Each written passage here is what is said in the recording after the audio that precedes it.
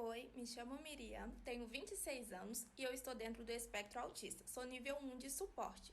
E hoje eu vim compartilhar com vocês como o autismo afeta na comunicação. Lembrando que a comunicação é um dos critérios para diagnóstico.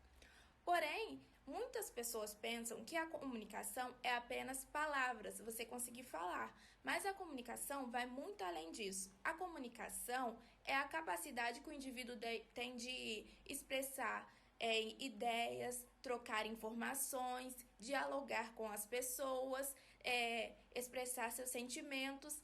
E é nisso que nós autistas temos uma dificuldade, que é de falar sobre os nossos sentimentos, que é expressar as nossas ideias, que é dialogar, manter um diálogo com uma pessoa, ou dificuldade de iniciar e manter uma conversa. Então é nisso que o autismo afeta.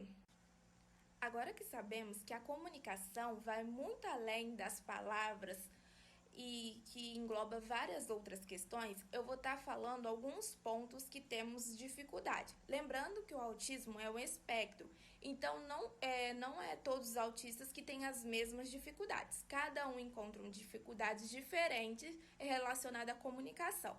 Uma delas é dificuldade em saber o que falar em cada contexto social. Eu nunca sei o que eu vou falar em certo momento, como eu vou fazer. Uma dessas questões é que eu tenho muita dificuldade quando eu vou num velório, que eu vou falar com a pessoa que perdeu um ente querido. Então eu não sei o que eu vou falar naquela hora ali. E eu fico super atrapalhada. Todo mundo tá ali sério, eu vou cumprimentar a pessoa, eu vou cumprimentar sorrindo, como se fosse uma ocasião engraçada. Mas é porque eu não sei o que eu vou fazer. E eu não faço isso por mal ou porque eu tô achando legal, nada disso. É porque parece que a única cara que eu aprendi a fazer é sorrindo. Portanto, quando eu era mais nova, um moço me chamava de menina sorriso, porque eu só andava na rua sorrindo. E eu fui parar com isso porque minha irmã falou: Miriam, você só anda rindo, sorrindo. Aí hoje eu tento me controlar um pouco mais. Eu também tenho muita dificuldade em modular o tom de voz. Isso pode acontecer com outras pessoas que estão dentro do espectro também. Umas falam muito alto em qualquer ambiente e outras falam muito baixo em qualquer ambiente. E esse é o meu caso. Eu sempre falo muito baixo em qualquer ambiente. Às vezes a gente está num lugar muito barulhento, com som, pessoas falando, e eu vou tentar me comunicar com as pessoas da minha família e eles nunca me entendem o que eu tô falando porque eu sempre estou falando baixo. É uma dificuldade também.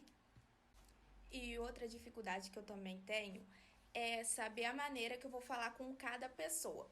Então, da mesma forma que eu falo com um adulto, eu falo com uma criança. E as outras pessoas têm o costume de fazer vozinha, essas coisas assim, para ser mais legal para a criança, mais interessante, né? E eu tenho essa dificuldade imensa. Eu acabei aprendendo com o meu sobrinho, porque ele também está dentro do espectro, então acaba que para ele interagir com a gente, para a gente conseguir fazer com que ele observe a gente tem que ser uma pessoa bastante interessante, bastante legal. Então acabou que com ele, eu, por ter estudado maneiras de interagir com ele, eu acabei aprendendo a falar de uma forma diferente com as crianças para ser interessante para eles, porque eu preciso ser bastante interessante para o meu sobrinho para a gente conseguir estimular ele, conseguir fazer com que ele interaja. Eu também tenho muita dificuldade em saber qual o momento que eu devo falar. Que a pessoa concluiu o pensamento dela, concluiu o que ela queria falar e é o meu momento, a minha hora. E isso eu tenho muita dificuldade. Então acaba que sempre fica aqueles buracos na conversa, fica aquele silêncio, porque eu não sei a hora que eu devo falar. E também na hora de conversar, eu tenho muita dificuldade em fazer o assunto prolongar. Então eu sempre acabo respondendo as pessoas, mas é no automático, com sim, não ou aham. E tipo, morreu o assunto, porque eu tenho essa dificuldade em manter diálogos, prolongar conversas, ainda mais se o assunto não for do meu hiperfoco. Eu tento trabalhar isso, tô tentando, né? Mas eu estou me percebendo um pouco mais, tentando falar quando eu falo sim, não, aham, prolongar, falar alguma coisa pra conversa fluir. E outra dificuldade que eu também tenho é perceber expressões faciais, é achar graça em coisas humoradas que todo mundo tá rindo. Eu tenho dificuldade com algumas metáforas, lógico. Algumas eu aprendi com o tempo, mas algumas ainda eu tenho um pouco de dificuldade. Uma dessas questões é que eu sempre... Coitadinho, meu marido que sofre com isso. Toda hora eu faço 100 vezes no dia a mesma pergunta. Você tá com raiva de mim? Você tá estressado? Você tá irritado? Porque eu não sei. Então eu fico sempre perguntando pra ele pra me saber como ele tá, se ele tá estressado, se ele tá irritado. E ele fala: "Não, eu não tô estressado, não tô irritado, é coisa da sua cabeça". Mas é porque eu não sei perceber essas coisas, então eu sempre fico perguntando se a pessoa tá irritada, se a pessoa tá estressada, se a pessoa tá nervosa. Acaba que fica sendo até um pouquinho chato, mas é porque eu tenho essa dificuldade. Então, lembrando que o autismo é um espectro, então não existe nenhum autista igual ao outro.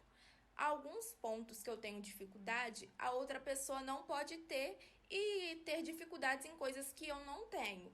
Então, esse vídeo é bem mais explicando para vocês como é a dificuldade na comunicação e como isso pode interferir no nosso dia a dia, né? Espero que você tenha gostado desse vídeo, espero que você tenha aproveitado todas essas informações. E se você conhece alguém que está dentro do espectro, procure saber sobre vídeos, essas coisas assim, que você acaba sabendo como interagir, como lidar com aquela pessoa.